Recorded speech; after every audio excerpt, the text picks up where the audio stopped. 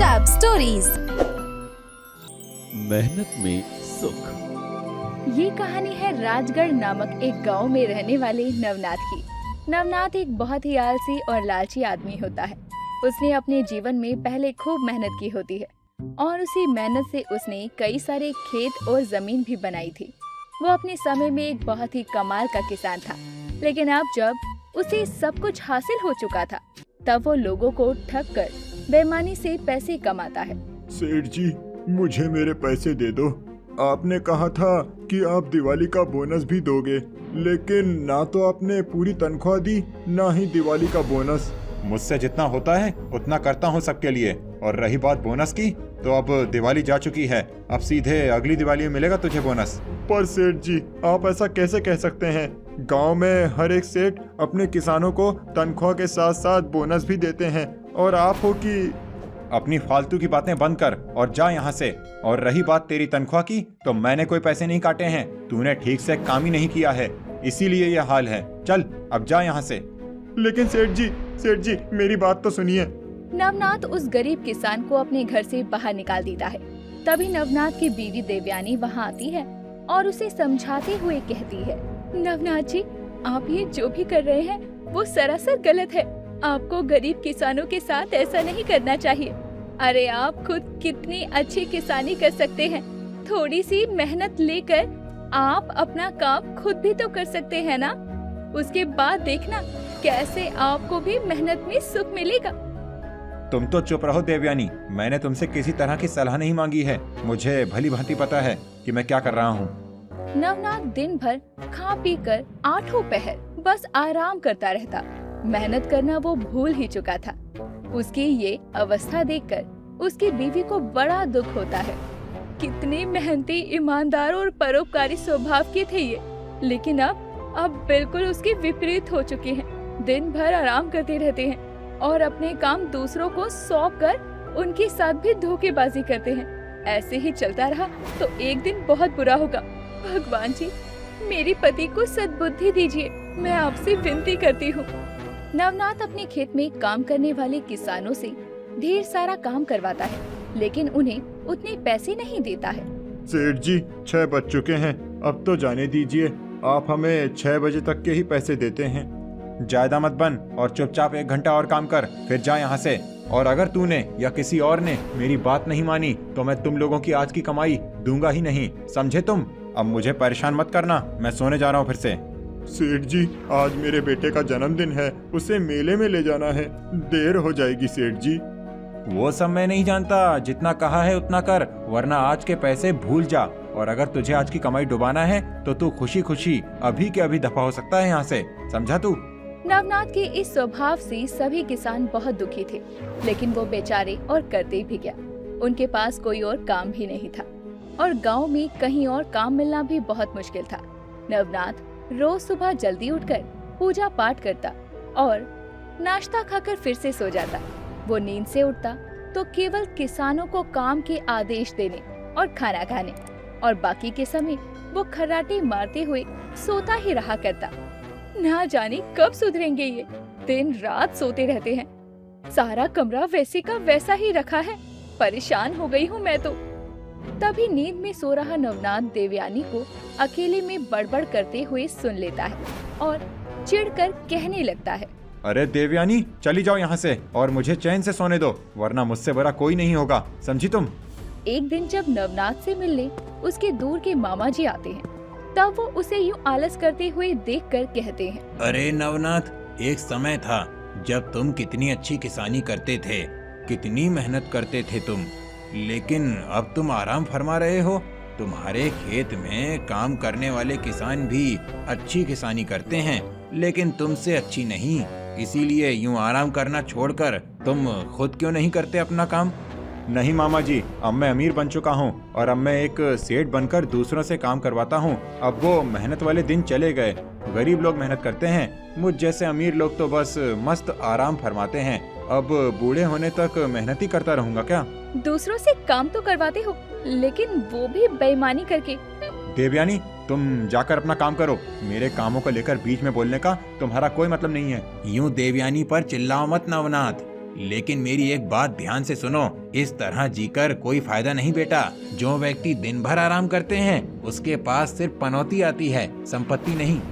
मामा जी अब आप शुरू मत होइए, आप मुझसे मिलने आए हैं तो मिलिए, खाना खाइए और चले जाइए। नवनाथ अपने मामा जी की बात भी नहीं सुनता है और मामा जी वहाँ से चले जाते हैं और बिन मेहनत किए और लोगों को ठग कर उसने ढेरों पैसा कमा लिया था।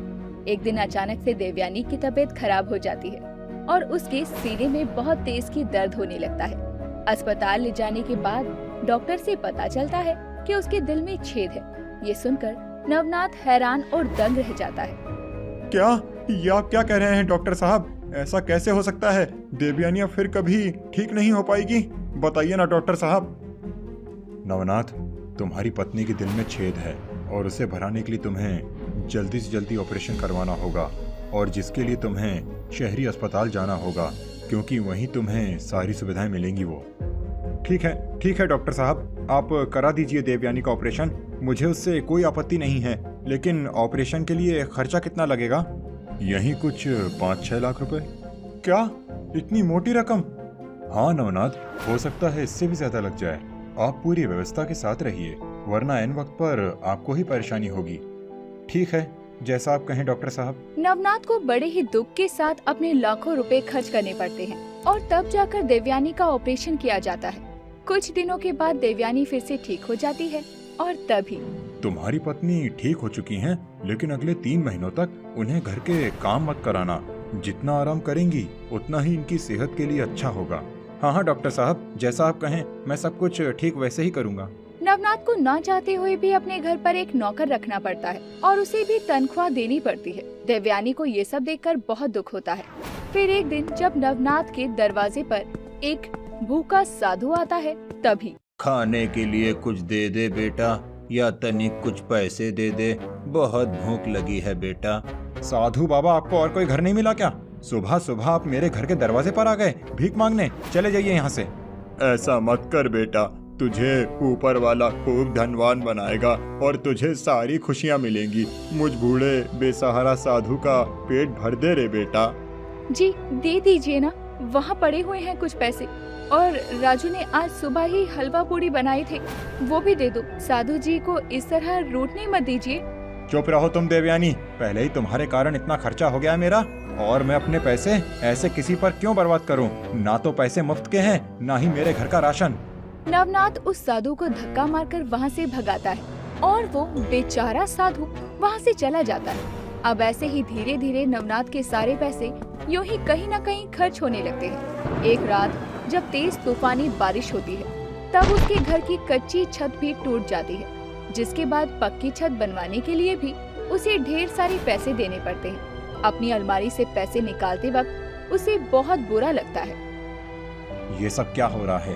खर्चे पे खर्चे हुए जा रहे हैं। जितना कमा रहा हूँ उतने ही पैसे कहीं ना कहीं गवा रहा हूँ। अगर ऐसा ही चलता रहा तो क्या होगा फिर? नवनाथ ऐसे ही परेशान सा रहने लगता है और फिर एक रात वो यूं ही चिंताग्रस्त होकर एक सड़क से चल रहा होता है। तभी सामने से एक ट्रक आकर उसे टक्कर मारकर चला जाता है और उसका बुरी तरह एक्सीडेंट हो जाता है।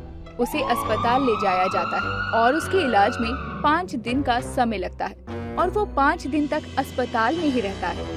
डॉक्टर साहब, मेरे पति कैसे हैं? अब कोई परेशानी वाली बात तो नहीं है ना? अब नवनाथ बिल्कुल ठीक हैं। ये रहा 5 दिनों का हॉस्पिटल का बिल। बिल की पर्ची देखकर देवयानी चौंक जाती है। पूरे 80,000 रुपए? हाँ, बिल भरने के बाद नवनाथ को डिस्चार्ज कर दिया जाएगा। ठीक है डॉक्टर। देवयानी उस बिल की पर्ची को लेकर हॉस्पिटल रूम के अंदर जाती है। तब नवनाथ भी उस पर्ची को देखकर चौंक जाता है। हे भाग्यवान, इतने सारे पैसे!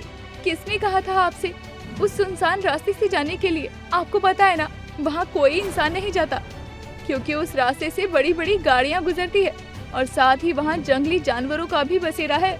अब क्या करूँ? पीछे समय में जाकर पीछे हट जाऊँ? अब जो हुआ सो हुआ, बिल तो भरना ही पड़ेगा ना जाने कौन सी 7.5 लगी रहती है मेरे पीछे। नवनाथ को वो बिल भरना पड़ता है और वो इतने खर्चों के कारण अपने पास काम करने वाले किसानों को भी उनकी तनख्वाह नहीं देता और सबसे 15 दिनों की मोहलत मांगता है। जी, कब तक इन लोगों को यूं ही टालते रहोगे? वो तो शुक्र मनाइए कि ये सारे किसान ईमानदार और नेक दिल हैं। वरना इनकी जगह कोई और रहता तो काम ही नहीं करता। शुभ शुभ बोलो देवयानी। 15 दिन बीत जाते हैं, लेकिन नवनाथ उन किसानों के पैसे नहीं देता। तभी एक किसान कहता है, सेठ जी, अगर आप हमारे पैसे नहीं दे सकते तो हम आज से अभी से आपके खेत का काम करना छोड़ देते हैं। क्या? जिस बात के बारे में नवनाथ ने कभी सोचा तक नहीं था, आज वही बात सच हो जाती है। हाँ सेठ जी, हम जानते हैं कि गांव में अन्य किसी जगह पर काम मिलना मुश्किल है, लेकिन नामुमकिन नहीं। हमें आशा है कि हमें कहीं न कहीं काम जरूर मिलेगा। आपके यहाँ रहे तो ना तो हमें कभी ठीक से पैसे मिलेंगे और ना ही सुकून से जीकर 2 वक्त की रोटी खा पाएंगे। लेकिन मेरी बात तो सुनो। किसान चले जाते हैं। देखा देवयानी, तुम्हारी कही हुई बात सच हो गई।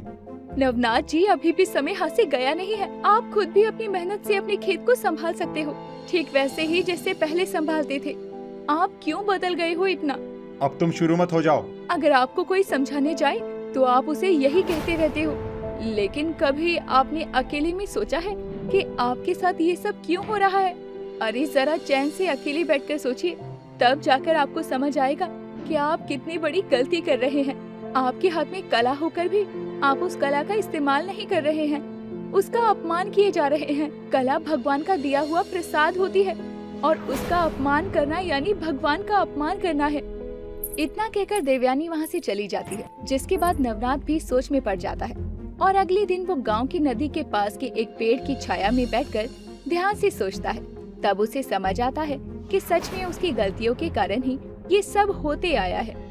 तब उसके पास वही बूढ़ा साधु आता है, जो कि उसके दरवाजे पर भिक्षा मांगने आया था। क्यों बेटा, समझ आया? अपनी गलतियों का एहसास हुआ? हाँ साधु जी, लेकिन आपको कैसे पता? मैं एक साधु हूँ। इस ब्राह्मण में साधु, पंडित और ऋषियों को इतना दर्जा क्यों दिया जाता है? क्योंकि वो भगवान के प्रिय होते हैं और भगवान उनके लिए प्रिय होते हैं। मैं अपनी दैविक शक्तियों से किसी के भी मन को पढ़ सकता हूँ। देखो बेटा, जब तक तुम मेहनत करते थे, ईमानदारी से अपना काम पूरा करते थे और दूसरों की मदद करते थे, तब तक तुम्हारे साथ सब अच्छा होता रहा और तुम सफल भी हुए। लेकिन जैसे ही तुमने अपनी नीयत बदली, जैसे ही तुम लालची बनकर दूसरों को ठगने लगे, जैसे ही तुम मेहनत को छोड़ आलस करने लगे, वैसे ही सफलता तुमसे रूठ गई और तुम्हारी साढ़े साती शुरू हो गई। हाँ साधु जी, आप बिल्कुल सही कह रहे हो। इसीलिए जीवन में हमेशा ईमानदारी से मेहनत करके कमाई गई सूखी रोटी खाने में ही सुख मिलता है। जो सुख मेहनत करके मिलता है ना बेटा, वो सुख दुनिया में किसी काम में नहीं मिलता है। इतने लोगों को ठगकर, बिना मेहनत किए पैसे कमाकर क्या तुम सुखी थे? नहीं ना? हाँ साधु जी, मैं आपकी सारी बातें समझ चुका हूँ। आज से मैं अपने आप को और भगवान को साक्षी मानकर ये वचन लेता हूँ कि मैं ईमानदारी से मेहनत करूँगा और साथ ही दूसरों की मदद भी करूँगा। ये हुई ना बात। नवनाथ अपनी सारी बुरी आदतों को सुधार कर मेहनत से किसानी करने लगता है और वो उस बूढ़े साधु की भी काफी मदद करता है और इस प्रकार मेहनत करके वो एक सुखी जीवन बिताने लगता है और फिर से पैसे कमाने लगता है और उसके जीवन में कोई परेशानी भी नहीं आती।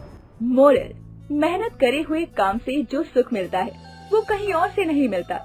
इसीलिए व्यक्ति को गलत रास्तों, आलस और धोखेबाजी की जगह खुद की मेहनत से अपना काम करना चाहिए, वो भी पूरे ईमान और लगन से।